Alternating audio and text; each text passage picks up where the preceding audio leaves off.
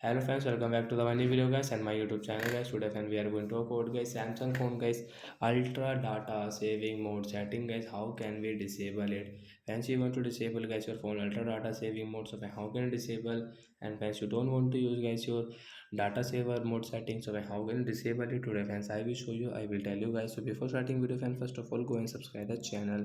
Friends, now let's see how can we disable it. Open your phone setting guys. After on phone setting guys, you will have to click on guys your phone connection setting, then guys scroll it, friends click on guys your phone data uses, and guys again scroll ultra data saving mode guys, tap here, and guys we will disable from here guys.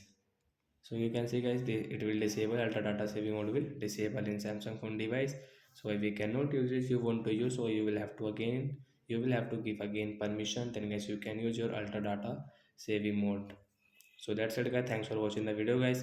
I hope friends understood how to disable ultra data saving mode. Bye guys.